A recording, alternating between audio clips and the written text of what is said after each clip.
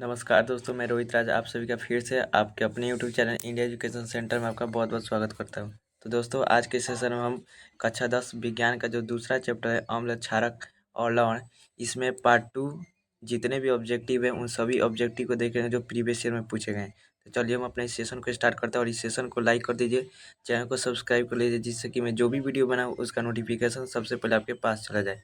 तो चलिए हम अपने सेशन को स्टार्ट करते हैं।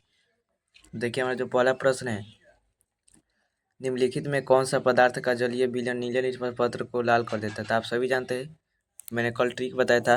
कौन सा ट्रिक बताया था? तो बताया था अनिल। क्या बताया था? अनिल।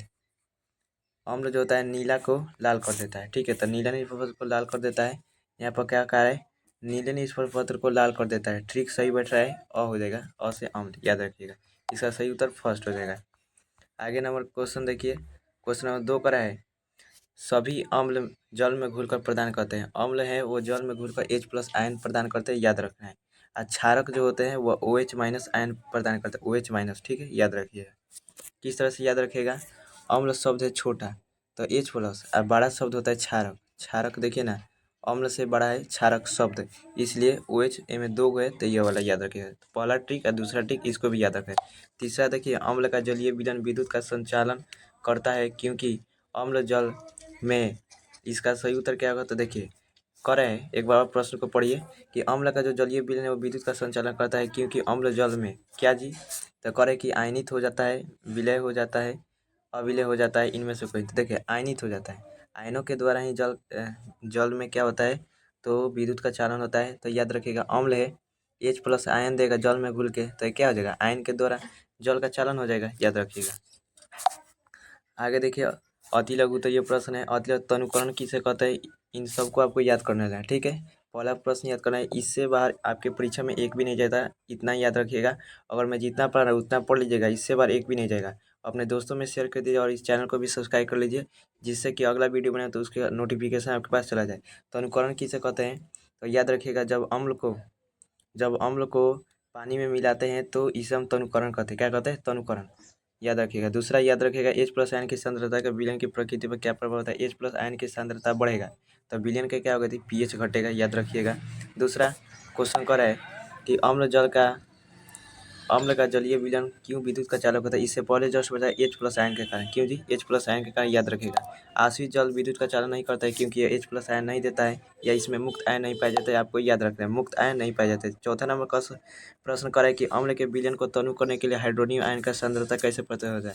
तो देखिए, जब अम्ल को तनु करते हैं तो H+ आयन जो होता है वह जल से मिलकर, किससे जी? तो जल से मिलकर हाइड्रोजन आयन में बदल जाता है, H3O+ में बदल जाता है, हाइड्रोजन आयन में बदलता है। इस प्रकार से पढ़ते जाए। क्वेश्चन नंबर 5 का है कि जल की अनुपस्थिति में अम्ल का व्यवहार अम्लीय नहीं होता है क्योंकि H+ आयन मुक्त नहीं रहता है। ठोस अवस्था में या जल की अनुपस्थिति में H+ आयन मुक्त नहीं रहता है। क्या लिखना है? H+ आयन मुक्त नहीं रहता है, ठीक है। H+ आयन मुक्त नहीं रहता है, याद रखिएगा। मुक्त इस प्रकार से लिखाएगा, मुक्त, ठीक है, याद रखिएगा। H+ आयन मुक्त। 6 नंबर क्वेश्चन का है कि एल्कोहल और ग्लूकोज जैसे यौगिक जलीय विलयन में अम्लीय गुण नहीं पाते क्योंकि H+ आयन नहीं देते हैं। देखिए, H+ आयन नहीं देते हैं। एक बात याद रखना है, जो H+ आयन देगा वह विद्युत का चालन करेगा, जो H+ आयन नहीं देगा वह क्या करेगा? विद्युत का चालन। तो देखें, अमान्य हो तो देखें, यहाँ पर क्वेश्चन में कहे कि विद्युत का अम्लीय जल का अम्लीय विलयन अम्ल का व्यवहार क्यों नहीं करता? जहाँ पाया नहीं तो यह लिखना है H+ नहीं, ठीक है। अम्ल और क्षार से संबंधित जितने भी प्रश्न आएंगे कि विद्युत का चालन है कि नहीं है, उसके बाद यह अम्ल का जैसा व्यवहार करेगी कि नहीं करेगा, तो वहाँ पर H+ आयन देगा तो वह अम्ल है, और अम्ल के जैसे व्यवहार करेगा विद्युत का चालक होगा, यह ट्रिक। दूसरा, H+ आयन नहीं देगा। H+ आयन अगर नहीं देता है, याद रखिएगा, H+ आयन नहीं देता है, H+ आयन अगर नहीं देता है तो वह ना अम्ल है ना विद्युत का चालन करेगा, ठीक है। इतना बात देता है। तो पहला ट्रिक H+ और दूसरा ट्रिक H+ नहीं, ये दोनों याद रखना है। तो कितने 6 ट्रिक बताए और आपका सभी क्वेश्चन सॉल्व हो गया, ऑब्जेक्टिव और सब्जेक्टिव। आशा करता हूँ मैंने जितना आपको बताया वो सभी याद हो गया और वीडियो अच्छा लगा है। वीडियो अच्छा लगा तो प्लीज़ एक अच्छा सा कमेंट कर दीजिए और चैनल को सब्सक्राइब कर दीजिए और वीडियो को लाइक कर लीजिए, जिससे मैं जो भी वीडियो बनाऊँ वो आपके पास चला जाए। तो दोस्तों, आज के लिए बस इतना ही, फिर मिलते हैं कल, तब तक के लिए जय हिंद, जय भारत।